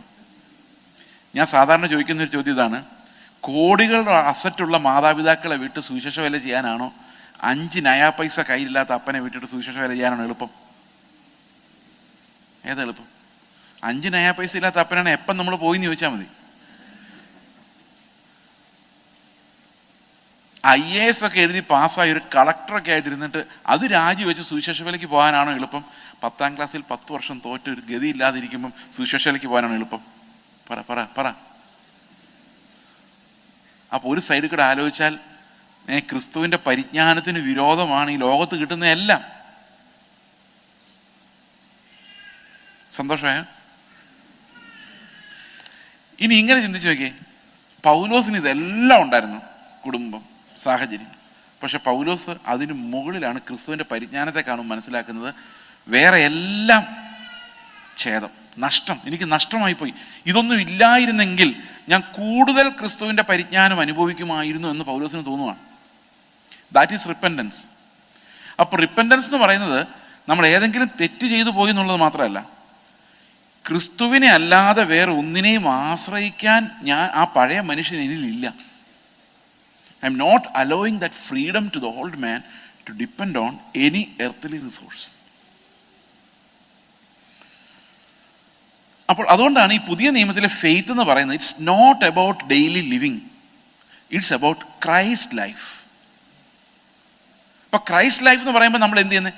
നമ്മുടെ ലൈഫിനെ റിജക്റ്റ് ചെയ്യാണ്. അതായത് ഐ റെക്കൺ മൈസെൽഫ് ഡെഡ്. അത് തന്നെയാണ് റിപ്പൻറ്റൻസ്. അപ്പോൾ repentance is almost like death, circumcision. അപ്പോൾ നമ്മൾ ഒരു ദിവസം മാത്രമല്ല ഈ പഴയതിനെ റിജക്റ്റ് ചെയ്യുന്നത്, എല്ലാ ദിവസവും ജീവിതാന്ത്യം വരെ ഈ പഴയതിനെ നമ്മൾ തള്ളിക്കളഞ്ഞുകൊണ്ടാണ് ഇരിക്കുന്നത്. കാരണം that is what my faith and the love of Christ compels me to do. ക്രിസ്തുവിൻ്റെ സ്നേഹം എന്ത് ചെയ്യുന്നു? നമ്മെ നിർബന്ധിക്കുന്നു. എന്തിനു നിർബന്ധിക്കുന്നു? മരിച്ചു എന്ന് നിർബന്ധിക്കുന്നു. ഞാൻ ഈ മരിക്കുന്നതിൻ്റെ 1-2 എക്സാമ്പിൾസ് ഞാൻ നിങ്ങളോട് പറയാം. എക്സാമ്പിൾസ് എപ്പോഴും നല്ലതാണല്ലോ. സത്യം പറഞ്ഞാൽ 2-3 എക്സാമ്പിൾസ് പറയണമെന്നുണ്ട്, പിന്നെ എക്സാമ്പിൾസ് മാത്രമായി പോകും. അതുകൊണ്ട് ഞാനത് മുഴുവൻ പറയുന്നില്ല. ഞങ്ങളുടെ ചർച്ചിൽ ഒരു ഡോക്ടറുണ്ട്, ഞങ്ങളുടെ ഫെലോഷിപ്പിൽ. അപ്പോൾ ഒരു ദിവസം എന്നോട് പറഞ്ഞു, എനിക്ക് ഒരു വലിയ പ്രശ്നമുണ്ട് ചേസ്. ഞാൻ ചോദിച്ചു എന്താണ്? ഞങ്ങളുടെ ഹോസ്പിറ്റൽ ഒരു അറ്റൻഡറോട് എനിക്ക് ഭയങ്കര വൈരാഗ്യം തോന്നുന്നു. കാരണം ഒരു ദിവസം ഹോസ്പിറ്റലിൽ ചെന്നപ്പം OP-യിൽ ഭയങ്കര തിരക്കായിരുന്നുകൊണ്ട് ഈ അറ്റൻഡറോട് ഒരു സഹായം ആവശ്യപ്പെട്ടു. പുള്ളി അവരെ കളിയാക്കി സംസാരിച്ചു. പക്ഷേ is a very soft spoken lady, ആരോട്ട് അങ്ങനെ ചൂടാവുന്ന ആളൊന്നുമല്ല. പക്ഷെ അവരോട് പറഞ്ഞു, ആ കളിയാക്കി അവരുടെ മുമ്പിലോട്ട് ഇങ്ങനെ സംസാരിച്ചുകൊണ്ട് തലേദിവസം 5000 രൂപ കണ്ട് 2000 രൂപ 5000 രൂപ കടം മേടിച്ചുകൊണ്ട് പോയതായി പുള്ളി. തിരിച്ചു കൊടുത്തിട്ടുമില്ല, തിരിച്ചു കൊടുക്കാതെ കളിയാക്കിയത്. അപ്പോൾ കയ്യിലുള്ള കാശും പോയി, ഇത്രയും പേഷ്യൻസിന് മുമ്പിൽ അപമാനിക്കുകയും ചെയ്തു. അപ്പം പുള്ളിക്കാരുടെ ഉള്ളിൽ അതൊരു വേദനയായിട്ട് കിടന്നു. അപ്പോൾ അവരെന്നോട് പറഞ്ഞു, എല്ലാ ദിവസവും ഞാൻ ഹോസ്പിറ്റലിലോട്ട് പോകുമ്പം എല്ലാവരെയും കാണുമ്പോൾ ഗുഡ് മോർണിംഗ് പറയും. ഇവനെ കാണുമ്പോൾ ഞാൻ മൈൻഡ് ചെയ്തില്ല. ഇതിപ്പോൾ 2 ആഴ്ചയായി, എനിക്ക് നന്നാകാൻ പറ്റുന്നില്ല, ഞാൻ എന്ത് ചെയ്യും? അപ്പം എൻ്റെ തലയിൽ ഒരു ഐഡിയ വന്നു. ഞാൻ അവരോട് പറഞ്ഞു, ഒരു കാരണവശാലും നാളെ ഹോസ്പിറ്റലിൽ കാണുമ്പം അയാളെ നോക്കി ചിരിക്കരുത്. അപ്പോൾ വിചാരിച്ചാൽ അതെന്താ? ചിരിക്കുവാണല്ലോ വേണ്ടത്. ചിരിച്ചാൽ അതിന് 2 പ്രശ്നമുണ്ട്. ഒന്ന്, ആ ചിരി ഭംഗിയില്ലാത്തൊരു ചിരിയായിരിക്കും. കാരണം ഉള്ളിൽ എന്താ കിടക്കുന്നത്? ഉള്ളിൽ കയ്പ കിടക്കും. രണ്ടാമത്തെ പ്രശ്നം എന്താണെന്ന് വെച്ച് കഴിഞ്ഞാൽ, ഇപ്പോൾ ഞാൻ കൊള്ളില്ല, ശരിയായില്ല, ഇനി കർത്താവിനെ പോലെ ആയിട്ടില്ല, എനിക്കെല്ലാവരും ക്ഷമിക്കാൻ പറ്റുന്നില്ല എന്നൊരു ഹൃദയനുറുക്കമുണ്ട്. പക്ഷെ ഒന്നിനും കൊള്ളാത്ത ആ ചിരി ചിരിച്ച ശേഷം ഇറങ്ങുമ്പം ഈ ഹൃദയനുറുക്കം കൂടെ അങ്ങ് പോകും. പിന്നെ എന്തായിരിക്കും ആലോചിക്കുന്നറിയോ? അവൻ എന്നെ അത്രയും കളിയാക്കിയിട്ടും ഞാൻ നോക്കി ചിരിച്ചിട്ട് പോന്നു, ഗുഡ് മോർണിംഗ് പറഞ്ഞിട്ട് പോന്നു എന്നൊരു ഗമ കൂടെ അഡീഷണൽ വരും. പിന്നെ മാനസാന്തരപ്പെടാനും പറ്റില്ല. ശരിയാണ്. പിന്നെ മാനസാന്തരപ്പെടുന്ന എന്തൊന്നും പറഞ്ഞോണ്ട? ഓൾറെഡി ചിരിച്ചു ഗുഡ് മോർണിംഗ് പറഞ്ഞാൽ പിന്നെ മാനസാന്തരപ്പെടേണ്ട കാര്യമുണ്ടോ? ഇല്ല. അതോടെ കഥ തീർന്നു. ഒരു കാരണവശാലും അഭിനയിക്കരുത്. അഭിനയിച്ചാൽ തീർന്നു ഈ ലൈഫ്. അപ്പോൾ വിചാരിച്ചു പിന്നെ എന്ത് ചെയ്യും? നേരെ മുമ്പിലോട്ട്. നമുക്ക് ഇപ്പം ഈ പ്രസംഗം കേൾക്കുമ്പോൾ കസേരയിൽ ഇരുന്നുകൊണ്ട് ഞാൻ മരിച്ചു കർത്താവേ എന്ന് വൈബ്രേഷനിൽ പറയാൻ വളരെ എളുപ്പമാണെങ്കിലും ഒരു ക്രൂശിൽ മരിക്കാൻ പാടാ. ഇയാളാണ് ആ സഹോദരിയുടെ ക്രൂശ്. ഞാൻ പറഞ്ഞു, നിങ്ങൾ രാവിലെ അയാളെ കാണുമ്പോൾ മനസ്സിലാക്കണം, എനിക്ക് കർത്താവ് വെച്ചിരിക്കുന്ന ക്രൂശാണ്. ഈ ക്രൂശിൽ ഒറ്റ പണിയേ നടക്കുള്ളൂ, മരണം. ഞാൻ മരിച്ചു, ഇനി ജീവിക്കുന്ന ഞാനല്ല, ക്രിസ്തു അത്രേ. ജീവിക്കുന്നത് ഞാനല്ല, ക്രിസ്തു അത്രേ. ഞാൻ മരിച്ചു. I died. നേരെ ചെന്ന് കണ്ണിലോട്ട് നോക്കിയപ്പോൾ ഇത് ഓർമ്മ വന്നു. അതോടെ ആ സിസ്റ്ററുടെ പ്രശ്നം സോൾവ് ആയി. ഡെത്ത് എന്ന് പറയുന്നത്, നമ്മൾ ക്രിസ്തുവിൻ്റെ മരണം എന്ന് പറയുന്നത് നമ്മുടെ ഈ ഫ്ലഷിൻ്റെ ഡിമാൻഡുകൾ, അതിൻ്റെ ലസ്റ്റിനോട് നമ്മൾ പറയുന്ന ഒരു വലിയ നോയാണ്. പക്ഷെ നമുക്ക് അതിനുള്ള കപ്പാസിറ്റി ഇല്ലാത്തതുകൊണ്ട് യേശുക്രിസ്തു എന്ത് ചെയ്തു? നമുക്ക് വേണ്ടി മരിച്ചു, നമ്മളെ ആ മരണത്തിൽ പങ്കാളികളാക്കി. എന്നിട്ട് പറഞ്ഞു, റെക്കൺ യു ഡൈഡ്. ഈ reckoning all through my life, that I am no longer alive, but Christ is living in me. ക്രിസ്തു ആണ് എന്നിൽ വസിക്കുന്നത്. അപ്പം നമുക്ക് എന്ത് ലഭിക്കുന്നത്? ക്രിസ്തുവിൻ്റെ പരിജ്ഞാനം. വാട്ട് വുഡ് ജീസസ് ഡു എന്നുള്ളൊരു പരിജ്ഞാനത്തിലേക്ക് നമ്മളെ ഈ ആത്മാവ് കടത്തി വിടുക. ഇത് നമ്മുടെ എഫേർട്ടല്ല. പല ആൾക്കാരും ചോദിക്കും, നമ്മളെന്താ ചെയ്യണ്ടേ? വിശ്വസിച്ചാൽ മതി എന്ന് പറയുമ്പം, വിശ്വസിച്ചാൽ മതിയോ? അത് ഞാൻ ഇത്രാം തീയതി വിശ്വസിച്ചത്. ആ വിശ്വാസമേ അല്ല ഇത്. This is something different. ഞാൻ 10 വർഷം മുമ്പ് മാനസാന്തരപ്പെട്ടതാ ബ്രദറെ. നോ, ആ മാനസാന്തരം അല്ല ഇത്. ഇത് ഒരിക്കലും തീരാത്ത, നമ്മിൽ വർദ്ധിച്ചു വരുന്ന, ഓരോ ദിവസം ചെല്ലുന്തോറും നമ്മിൽ വിശ്വാസം വർദ്ധിക്കുന്നതനുസരിച്ച് മാനസാന്തരവും വർദ്ധിക്കും. Because we again and again say give death to the flesh. അത് നമ്മുടെ പ്രവൃത്തിയല്ല. ചില ആൾക്കാർ പറയും മരിക്കുക. അങ്ങനെ മരിക്കാൻ നമുക്ക് പറ്റില്ല. മരിച്ചു എന്ന് വിശ്വസിക്കാൻ മാത്രമേ പറ്റുള്ളൂ. നമ്മുടെ അവയവങ്ങളെ മരിപ്പിക്കുക എന്ന് പറഞ്ഞാൽ അതിൻ്റെ അർത്ഥം believe that death is working in your organs. കാരണം ഫെയ്ത്ത് അലോണാണ്, വേറെ ഒരു പരിപാടി അവിടെ നടക്കില്ല. Because Christ has accomplished what we could not have. അതുകൊണ്ട് നമ്മുടെ ഫെയ്ത്ത് പറയുന്നത് identify with the death of Christ.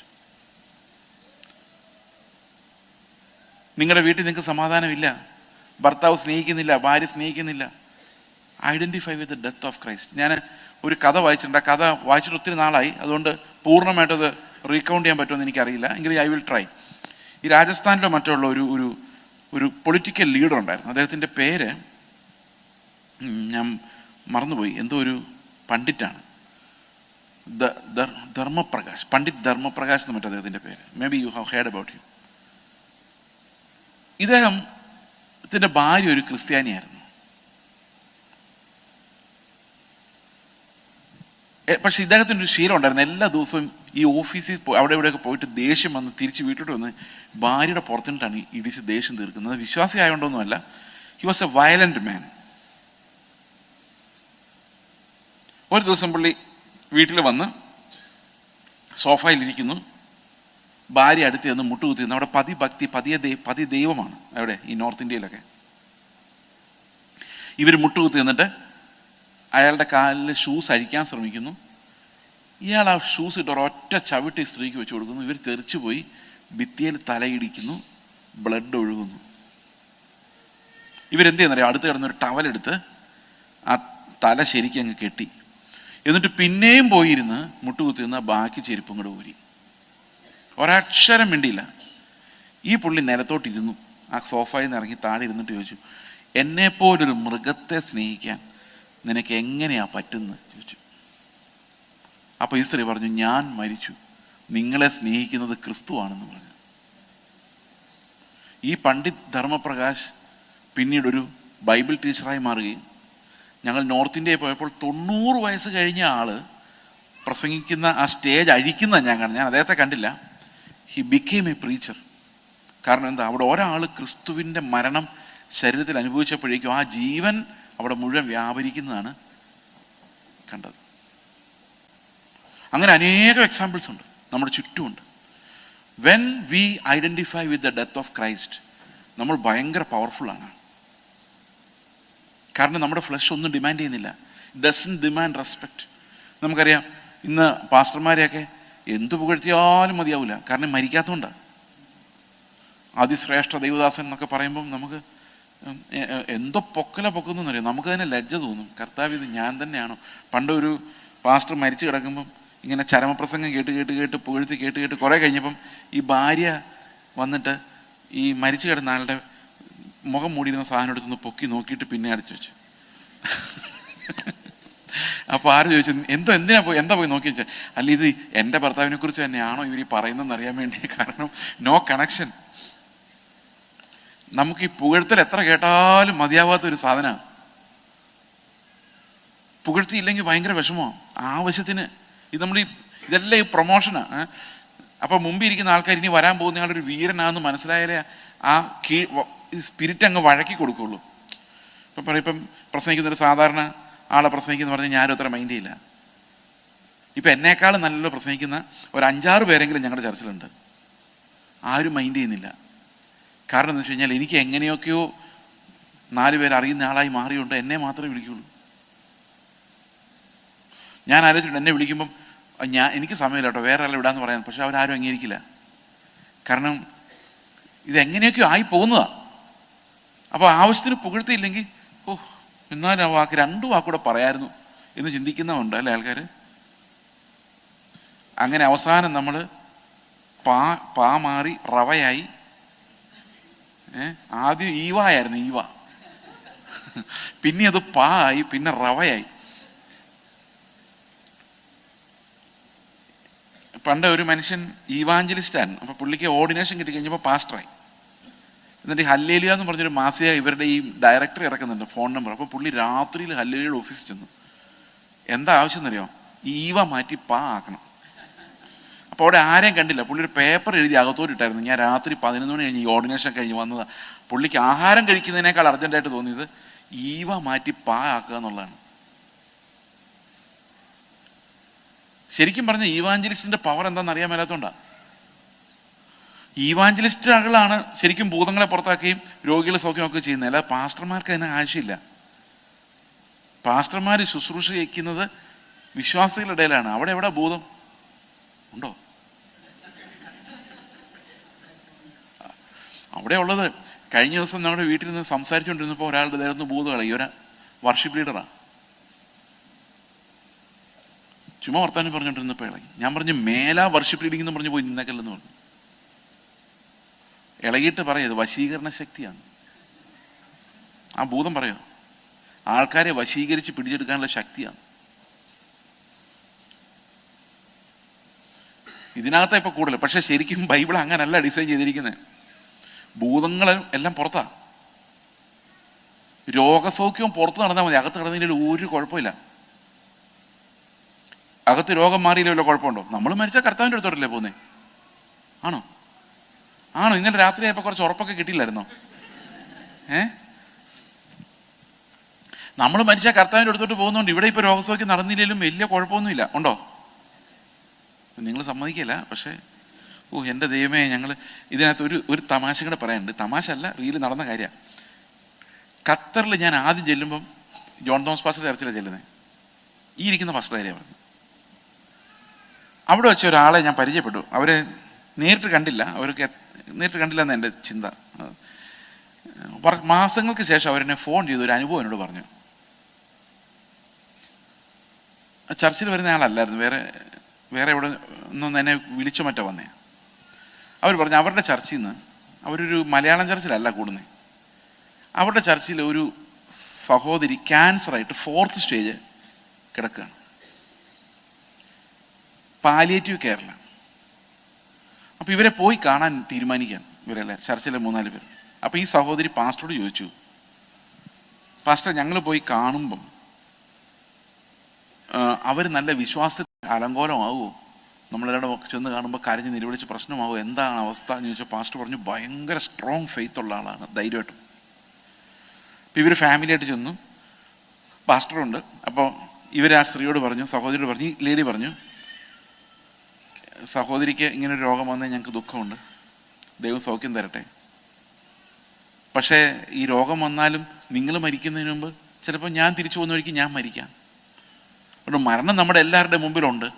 എന്തായാലും നമ്മളെല്ലാം മരിച്ച് കർത്താവിൻ്റെ അടുത്തേക്കല്ലേ പോകുന്നത്. അതുകൊണ്ട് ഇതിനകത്ത് ദുഃഖിക്കേണ്ട കാര്യമില്ല, കാരണം കർത്താവിൻ്റെ മുഖം കാണുന്നതാണല്ലോ എൻ്റെ പ്രധാനപ്പെട്ട കാര്യം എന്ന് ഈ സ്ത്രീ പറഞ്ഞു പോയി. ഉടനെ പാസ്റ്റർ പറയുന്നത് എന്നാ പറയുന്നറിയോ? നിങ്ങൾ അവരുടെ ഉള്ള വിശ്വാസം ഇല്ലാതാക്കാൻ ശ്രമിക്കുവാണോ? നിങ്ങൾക്ക് എത്ര പേർക്ക് മനസ്സിലായി അതിൻ്റെ ഗുട്ടൻസ് എന്താന്ന്? മനസ്സിലായോ? അവർ പ്രാർത്ഥിച്ചുകൊണ്ടിരിക്കുന്ന ഇപ്പം സൗഖ്യം കിട്ടുമെന്നാണ്. അപ്പോഴാണ് ഒരുത്തം വന്ന് പറയുന്നത് മരിച്ചാലും സാരമില്ലെന്ന്. അപ്പോൾ ഉള്ള വിശ്വാസം പോയോ? നിങ്ങൾ ആലോചിച്ച് നോക്കിയാൽ ആ സൗഖ്യം കിട്ടുമെന്നുള്ള വിശ്വാസം എത്ര ദുർബലമാണ്. സൗഖ്യം കിട്ടിയില്ലെങ്കിൽ അവർ അവിശ്വാസിയായിട്ടാണ് മരിക്കുന്നത്.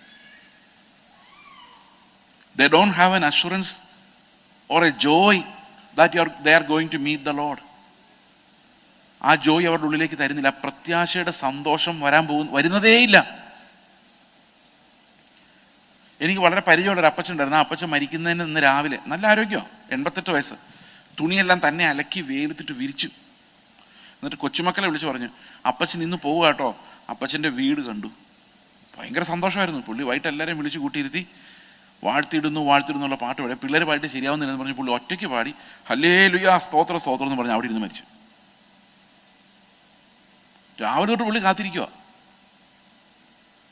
പണ്ടത്തെ കാലം. അപ്പം ഞാൻ ഈ കഥ ഒരാളോട് പറഞ്ഞപ്പം ഒരു പാസ്റ്ററിനോട് പറഞ്ഞു, ആ ഒരു ജനറേഷൻ ഇനി ഇല്ല, അത് പോയി. പുള്ളിക്ക് അങ്ങനെ ഒരു അമ്മച്ചിയെ അറിയാമെന്ന് പറഞ്ഞു. അതൊക്കെ പണ്ട് കാലത്ത് അപ്പച്ചന്മാരുടെ അമ്മച്ചിമാരുടെയും പ്രത്യാശയാണ്.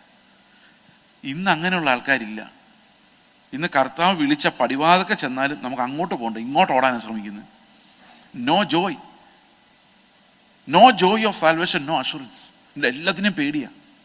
സമയമാൻ്റെ അകത്തു നിന്നുള്ള പാട്ട് പാടാൻ പേടിയാണ്, എങ്ങാനും തട്ടിപ്പോയാലെന്ന് വിചാരിച്ച്. പ്രത്യാശ ഗാനങ്ങൾ മരിച്ചടക്ക് ശുശ്രൂഷയിൽ മാത്രമേ കേൾക്കാനുള്ളൂ, അല്ലാത്തപ്പോൾ പാടാൻ പേടിയാണ്. ഈ സമയമനോഹത്തിലൊക്കെ എപ്പോഴും പാടാൻ പറ്റുന്ന പാട്ടാണ്, പക്ഷെ പാടാൻ പേടിയാണ്.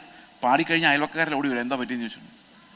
അതിനകത്ത് എഴുതിയിട്ടുണ്ട്, രാവിലെ ഞാൻ ഉണരുമ്പോൾ, അതായത് ചത്തുപോയ ആളല്ലല്ലോ രാവിലെ എഴുന്നേറ്റ് വരുന്നത്, ഭാഗ്യമുള്ളോ നിശ്ചയം എൻ്റെ യാത്രയുടെ അന്ത്യം ഇന്നേക്കാൾ അടുപ്പം. അപ്പോൾ ഓരോ ദിവസം ചെല്ലുന്തോറും എൻ്റെ രഥത്തിന് മുമ്പോട്ട് ഞാൻ പോകുന്നു, അതുപോലും പാടാൻ പേടിയാണ്.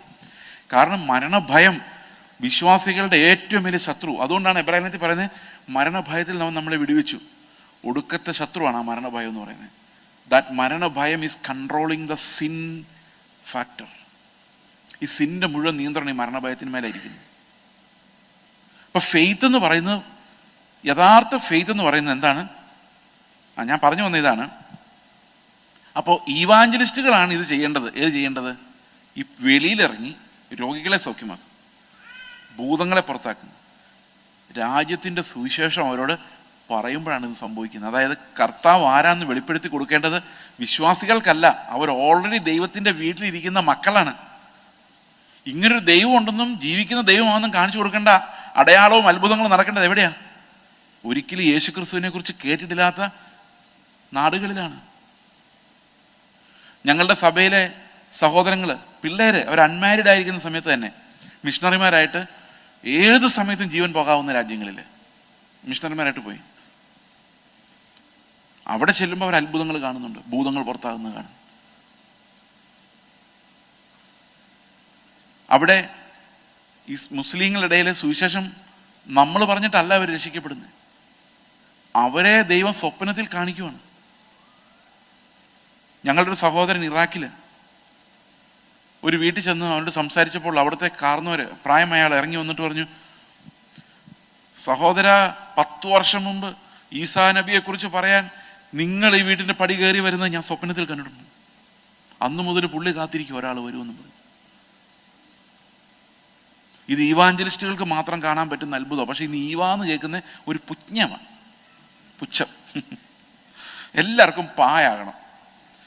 പാ ആയിക്കഴിഞ്ഞ് പിന്നെ ഓർഡിനേഷൻ കിട്ടി റവയാകണം. നമ്മൾ അപ്പോഴും വിചാരിക്കേണ്ട ഒരു കാര്യം, യേശു കർത്താവ് വെറും യേശു ആയിരുന്നു, ബ്രദർ യേശു പോലും അല്ലായിരുന്നു. നിങ്ങൾ ആലോചിച്ച് നോക്കിയാൽ പത്രോസിനെ പൗലോസ് പാസ്റ്റർ പത്രോസ് എന്ന് വിളിക്കുന്ന അവസ്ഥ, അല്ലെങ്കിൽ റെവറൻഡ് പത്രോസ് എന്ന് വിളിക്കുന്ന ആലോചിച്ച് നോക്കിയേ. ഇപ്പോൾ റെവറൻഡ് പത്രോസ് നിങ്ങളോട് സംസാരിക്കും, ചിന്തിക്കാൻ പോലും പറ്റത്തില്ല. കാരണം they were all brothers and sisters. എന്ത് രസമാണ്. പക്ഷേ ഈ അകത്ത് കിടക്കുന്ന ഈ സാധനം നമ്മളെ നിർബന്ധിക്കുന്നു. ഇതൊരു സിസ്റ്റമായിട്ട്. ഈ റവയുടെ കാര്യമാണ് എനിക്ക് ഏറ്റവും വലിയ പ്രയാസം. ഈ കത്തോലിക്ക അച്ഛന്മാരാണ് സാധാരണ റെവറൻഡ് ഫാദർ. അവർ റവ ആവാനുള്ള കാരണം എന്തെന്നറിയാമോ? അവർ അപ്പം നുറുക്കുമ്പം, പാനപാത്രം എടുക്കുമ്പോൾ അവർ പറയുന്നത് യേശുക്രിസ്തുവിൻ്റെ ശരീരമെന്നാണ്.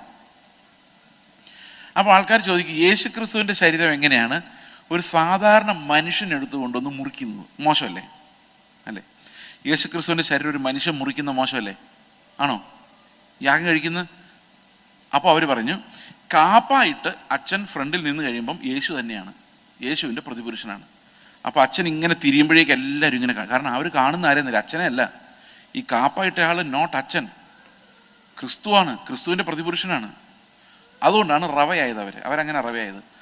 ഈ പെന്തിക്കോസ്തൽ ഉപദേശിമാരെങ്ങനെ റവയായതെന്ന് ഒരു പിടിയും എനിക്കില്ല. ഭയഭക്തി ബഹുമാനങ്ങൾ അറിയിക്കുന്നു. അതായത് അങ്ങനെ വിളിച്ചില്ലെങ്കിൽ പിണക്കവാ. ഒരു റവ ഒക്കെ ഉണ്ടെങ്കിൽ ആ ജഡം, പൗലോസ് പറയാണ്, ഇതൊക്കെ വെറും ചവറെന്ന് ഞാൻ കാണുന്നു. കാരണം ക്രിസ്തുവിൻ്റെ പരിജ്ഞാനമല്ലാതെ യാതൊന്നിനും ഒരു പ്രസക്തിയുമില്ല, ഒരു പ്രസക്തിയുമില്ല. ബാക്കിയെല്ലാം ഈ ലോകത്ത് തീർന്നു പോകുന്ന സാധനങ്ങളാണ്. അപ്പം ഫെയ്ത്ത് എന്ന് പറയുന്നത് നമ്മളെ എപ്പോഴും ക്രിസ്തുവിൻ്റെ പരിജ്ഞാനത്തിലേക്ക് തള്ളി വിട്ടുകൊണ്ടിരിക്കും. അതേസമയത്ത് തന്നെ ഈ ലോകത്തിൽ നമ്മളെ തള്ളി മാറ്റിക്കൊണ്ടിരിക്കും. We are crucified to the world for the all remaining of our life. ജീവിതത്തിലെ ബാക്കി റിമൈനിങ് ഡേയ്സ് എല്ലാം we know one thing, we are dead. We reckon but we are dead to sin. അപ്പോൾ ഈ പാപസംബന്ധമായ മരണം, നമ്മൾ എങ്ങനെയാണ് പാപത്തെ തോൽപ്പിക്കുന്നത്? The only way to conquer sin is to believe that it is no longer I but Christ lives in me. അത് ഒരു real ഫെയ്ത്തായി വരുമ്പോഴാണ് നമ്മൾ പാപത്തിന്മേൽ ജയമെടുക്കുന്നത്. Because only Christ is victorious. We are victorious by faith. അപ്പോൾ വിശ്വാസം എന്ന് പറഞ്ഞാൽ എന്താണ്? വിശ്വാസം എന്നതോ ആശിക്കുന്നതിൻ്റെ ഉറപ്പും കാണാത്ത കാര്യങ്ങളുടെ നിശ്ചയമാണ്. അപ്പോൾ ആ കാണാത്ത കാര്യങ്ങളുടെ നിശ്ചയം എന്നുള്ളതിലേക്ക് നമുക്ക് വരാം. ഞാൻ നിങ്ങളോട് പറഞ്ഞു, കർത്താവ് മരിച്ചപ്പോൾ ഞാനും മരിച്ചു. നിങ്ങൾ ആരെങ്കിലും കണ്ടായിരുന്നോ? ആരെങ്കിലും കണ്ടായിരുന്നോ? ഇല്ല. കണ്ടായിരുന്നോ? കാണാത്ത കാര്യം. ഇനി എഫേസ്യർ 2:6 എന്താ പറയുന്നത്? വായിക്കാമോ? എഫേസ്യർ 2:6. നമ്മോടുള്ള അവൻ്റെ കൃപാ ധനത്തെ വരുംകാലങ്ങളിൽ, തൻ്റെ കൃപയുടെ അത്യന്ത ധനത്തെ വരുംകാലങ്ങളിൽ കാണിക്കേണ്ടതിന്, ഇപ്പൊ കാണിക്കുന്നില്ല, വരുംകാലങ്ങളിൽ കാണിക്കേണ്ടതിന് ക്രിസ്തു യേശുവിൽ അവനോടുകൂടെ ഉയർപ്പിച്ച് സ്വർഗത്തിൽ ഇരുത്തുകയും ചെയ്തു. അപ്പൊ കാഴ്ചയിൽ നോക്കിയാൽ നമ്മൾ ഇരിക്കുന്ന എവിടെയാ? ഈ ചർച്ചിലെ ഹാൾ, നല്ല ചെയറിൽ സുഖമായിട്ടിരിക്കുക അല്ലേ? വിശ്വാസത്തിലൊന്ന് നോക്കിയാൽ സ്വർഗത്തിൽ കർത്താവിൻ്റെ അടുത്താണ് ഇരിക്കുന്നത്. ഇനി അവിടെ ഇരുന്നുകൊണ്ട് ഈ ഭൂമിയിലേക്കൊന്ന് നോക്കി, ഇവിടെ ഇരുന്നുകൊണ്ട് അവിടെ നോക്കി, അവിടെ എന്തൊക്കെയാ നമുക്ക് അറിയാൻ മേല. അവിടെ ഇരിക്കുന്ന പോലെ ഇവിടെ ഇങ്ങോട്ടും നോക്കിക്കേ. ഇവിടെ കാശിന് വേണ്ടി ഓടി നടക്കുന്നു, കസേരയ്ക്ക് വേണ്ടി ഓടി നടക്കുന്നു. ഒരുത്തൻ കസേര ഇരിക്കാൻ നോക്കുമ്പോൾ കസേര വലിക്കുന്നു. ഇങ്ങനെയുള്ള കലാപരിപാടി ഇവിടെ നടക്കുന്ന, വഴക്ക്, സഹോദരങ്ങൾ തമ്മിൽ പിണക്കം, ഒരുത്തനെ കണ്ടാൻ മിണ്ടാത്ത അവസ്ഥ, ഇതെല്ലാം മുകളിൽ നിന്ന് താഴോട്ട് നോക്കുമ്പോൾ നമുക്ക് തന്നെ നമ്മളെക്കുറിച്ച് ലജ്ജ തോന്നും. ശോ, ഇത്രയും വലിയ ധനത്തിനകത്തിരുന്നിട്ട്, ഈ ക്രിസ്തുവിൻ്റെ ധനത്തിനകത്തിരുന്നിട്ട് ഈ ചവറിന് വേണ്ടി കിടന്ന് മല്ല് പിടിക്കുമായിരുന്നല്ലോ എൻ്റെ ജീവിതം മുഴുവനെന്ന് ചിന്തിക്കുന്ന ഒരു ദിവസം ഉണ്ടാവും. അപ്പോൾ ഫെയ്ത്തിലൂടെ നമ്മൾ നോക്കുമ്പോൾ we are not sitting here, we are sitting there. അതാണ് എറ്റേണൽ റിയാലിറ്റി. ഇത് താൽക്കാലികമാണ്. എത്ര നാൾ നിങ്ങൾ ഈ കസേര ഇരിക്കും? 1 മണി കഴിഞ്ഞ് ആരും ഇവിടെ കാണില്ല. ടെമ്പറൽ. ഒരു 50 വർഷം കഴിഞ്ഞ് ചർച്ചിൽ ആരായിരിക്കും ഉള്ളത്? ഇതെല്ലാം ടെമ്പററി. അതെല്ലാം നമ്മൾ കാണുന്നതെല്ലാം താൽക്കാലികം. വിശ്വാസം എന്നതോ കാണാത്തതിനെ സംബന്ധിക്കുന്നതാണ്. എന്നാൽ ഇന്ന് പാസ്റ്റർമാർ വ്യാഖ്യാനിച്ച് അത് ഇല്ലാത്തതിൻ്റെ ഉറപ്പാക്കി മാറ്റി. ഇല്ലാത്തതെന്ന് പറഞ്ഞാൽ എന്തുവാ? ഈ ഹോളിൽ ഇപ്പോൾ ഇല്ലാത്ത ഒന്നുമില്ല. ഞങ്ങളുടെ നാട്ടിലൊക്കെ പറയുന്നത് AC ഇല്ല എന്നൊക്കെ പറയായിരുന്നു. എന്താ ഇല്ലാത്തത്? നിങ്ങൾക്ക് ഇല്ലാത്തൊരു സാധനം സങ്കല്പിച്ച് നോക്കിയാൽ ജോലി. ഓക്കെ, ഇല്ലാത്തതാ. കാണാത്തതാണോ? അല്ല. കാണാത്തത് എന്താ? നമ്മുടെ മധ്യത്തിൽ കർത്താവുണ്ട്, അത് കാണാത്തതാ. കാണുന്നില്ല. കാണാത്ത കാര്യങ്ങളുടെ നിശ്ചയം. അപ്പൊ faith is not about getting something in this perishing world, but getting Christ. അല്ലേ? അപ്പൊ കാണാത്ത കാര്യം എന്ന് പറഞ്ഞാൽ ക്രിസ്തു മരിച്ചപ്പോൾ ഞാനും മരിച്ചു, അവൻ പുനരുത്ഥാനം ചെയ്തപ്പോൾ ഞാൻ അവൻ്റെ കൂടെ പുനരുത്ഥാനം ചെയ്ത് സ്വർഗത്തിൽ എന്നെ ഇരുത്തിയിരിക്കുന്നു. Something that I have not seen but I know. ഈ നോയിങ്, അതാണ് വീണ്ടും ജനിക്കുമ്പോൾ നമ്മുടെ ഉള്ളിലേക്ക് കർത്താവ് തരുന്ന നോളജ് എന്ന് പറയുന്നത്. You are seated with Christ in heaven. അപ്പം നമുക്ക് നഷ്ടം വന്നാലൊന്നും നമുക്ക് കുഴപ്പമില്ല. ഞാനൊരു ചെറിയ എക്സാമ്പിൾ പറയാം. ഒരു ദിവസം എൻ്റെ ഇതൊക്കെ അവർ കേട്ട് കഴിഞ്ഞാൽ എന്നെ ഓടിക്കും. എന്നെ പഠിപ്പിച്ച ഒരാൾ ഹോസ്പിറ്റലിൽ ഇത്തിരി സീരിയസ് ആയിട്ട് കിടക്കുമായിരുന്നു. ഇത് അദ്ദേഹത്തിൻ്റെ കുഴപ്പമില്ല കേട്ടോ, എൻ്റെ കുഴപ്പമൊന്നും പറയാം. അപ്പോൾ അത് എന്നോട് ചോദിച്ചു, ചേച്ചി വീടൊക്കെ വെച്ചോ? ഞാൻ പറഞ്ഞു എനിക്ക് വീടുണ്ടല്ലോ എന്ന് പറഞ്ഞു. അപ്പോൾ പുള്ളി പറഞ്ഞു 2 വർഷം മുമ്പ് കണ്ടപ്പോൾ വീട് വെക്കുന്നില്ല, ഇങ്ങനെ പല സ്ഥലങ്ങളിൽ മാറി മാറി താമസിക്കുന്നതിൻ്റെ ആവശ്യമില്ല, അങ്ങനെ സ്വത്തൊന്നും ഉണ്ടാക്കുന്നില്ല എന്നൊക്കെ പറഞ്ഞിട്ട് വീട് വെച്ചോ? ഞാൻ പറഞ്ഞു സാറേ, ഉള്ള സത്യം പറഞ്ഞാൽ അന്ന് സാറിനോട് സംസാരിക്കുമ്പോഴും എനിക്ക് വീടുണ്ടായിരുന്നു. അപ്പോൾ നീ കള്ളം പറഞ്ഞാണോ? ഞാൻ പറഞ്ഞു കള്ളം പറഞ്ഞതല്ല, കാരണം നമ്മളൊക്കെ സുശേഷയിലൊക്കെ ഇറങ്ങുന്നതിനൊക്കെ എത്രയോ മുമ്പ് കർത്താവ് നമുക്ക് വേണ്ടി ഒരു വീടൊക്കെ ഉണ്ടാക്കി വെച്ചിട്ടല്ലേ നമ്മളെ വിളിച്ചത് എന്ന് ചോദിച്ചപ്പം ഇദ്ദേഹം എന്നോട് ചോദിക്കോ, ഓ ആ വീടാണോ?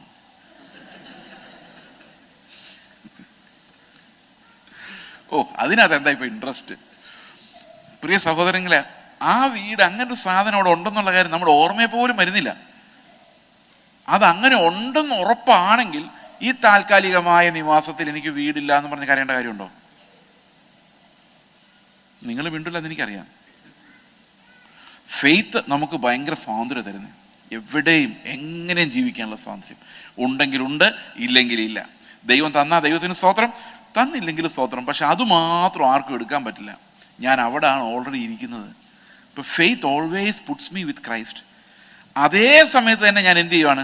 ഈ ലോകത്തിലേക്ക് നോക്കുമ്പോൾ എനിക്കത് മലിനമായി അനുഭവപ്പെടുന്നു, അല്ലെങ്കിൽ എനിക്കതിനോട് ആസക്തി തോന്നുന്നില്ല. Because I am dead. ഇത് നമ്മൾ കോൺസ്റ്റൻ്റായിട്ട് നമ്മൾ പറയുമ്പം ഇത് നമ്മുടെ ജീവിതത്തിൻ്റെ തന്നെ ഭാഗമായിട്ട് വരും.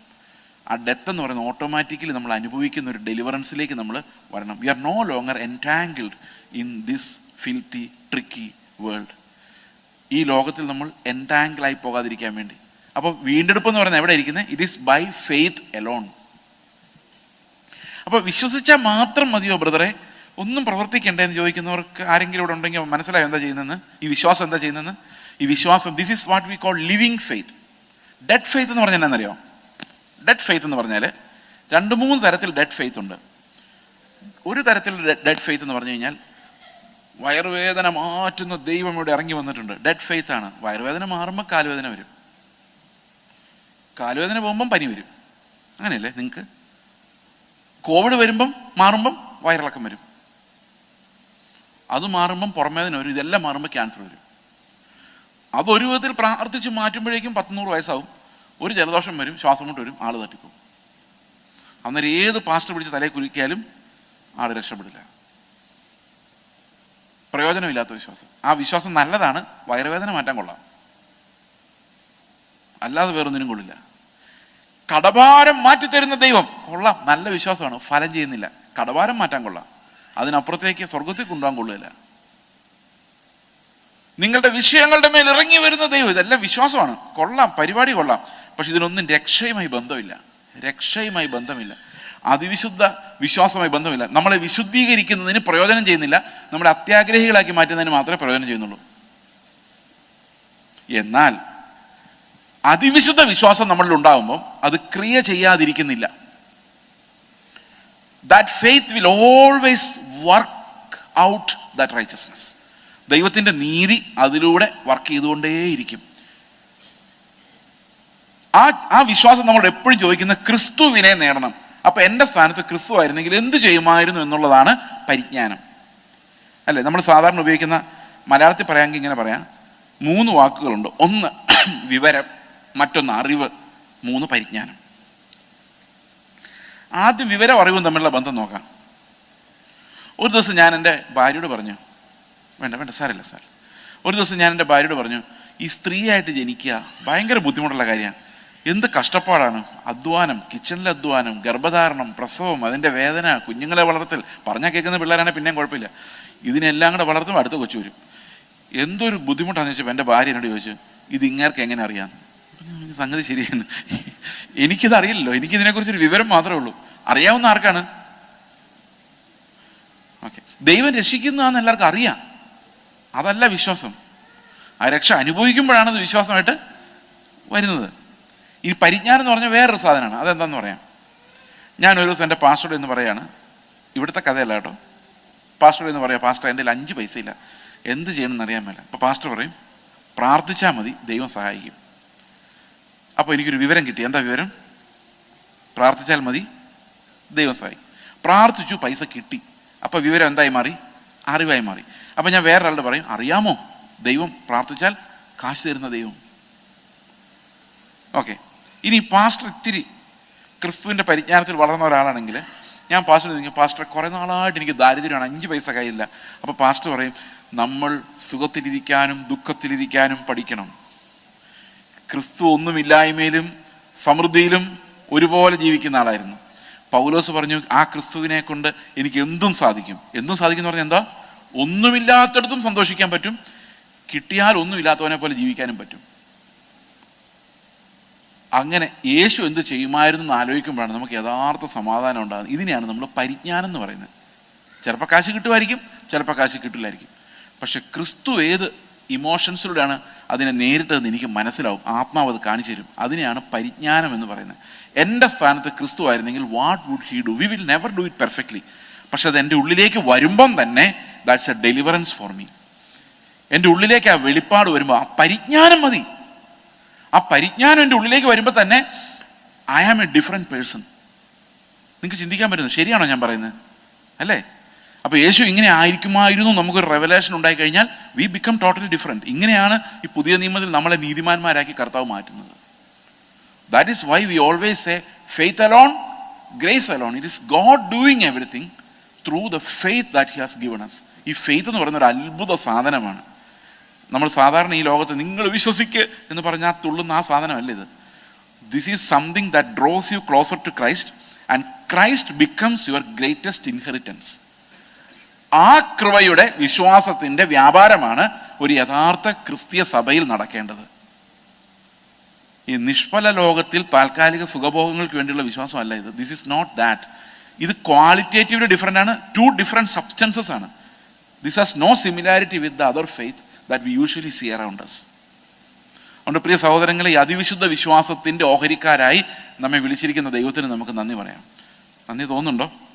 നന്ദി തോന്നുന്നുണ്ടോ? ശരിക്കും തോന്നുന്നുണ്ടേ പറഞ്ഞാൽ മതി, അല്ലെങ്കിൽ ചുമ്മാ ഇരുന്നോ, no problem. Do you really feel that gratitude to God, thankfulness to God? Lord, thank you for giving me this faith to know that I am your child, to know that one day I will be like Christ, to know that only that life, Christ's life, is desirable, only that life which is worth living. നമുക്ക് പ്രാർത്ഥിക്കാം. ഞങ്ങളുടെ സ്വർഗ്ഗസ്ഥ പിതാവേ, അങ്ങയുടെ പുത്രൻ്റെ ജീവനിലേക്ക് ഞങ്ങളെ വിളിച്ചതിനായി, അതിൻ്റെ സമൃദ്ധിയിലേക്ക് ഞങ്ങളെ നടത്തുന്നതിനായിട്ട്, ഞങ്ങൾ ഈ ലോകത്തുള്ള എന്തും കർത്താവേ അങ്ങയുടെ ആ തേജസ്സിന് മുമ്പിൽ ഷാഡോസായി മാറുന്ന ആ വെളിച്ചത്തിന് മുമ്പിൽ, when I look into your holiness and your loveliness, everything that surrounds me become just shadows which we can just abandon. കർത്താവെ, അത്ര മഹത്വമേറിയ തേജസ്സിലേക്ക് ഞങ്ങളെ വിളിച്ചിരിക്കുന്ന അങ്ങയുടെ കൃപയ്ക്കായി ഞങ്ങൾക്ക് തന്നിരിക്കുന്ന അതിവിശുദ്ധ വിശ്വാസത്തിനായിട്ട് ഞങ്ങൾ എനിക്ക് നന്ദി പറയുകയും അങ്ങേ മഹത്വപ്പെടുത്തുകയും ചെയ്യുന്നു. കർത്താവായ യേശു ക്രിസ്തുവിൻ്റെ നാമത്തിൽ തന്നെ ആമേൻ.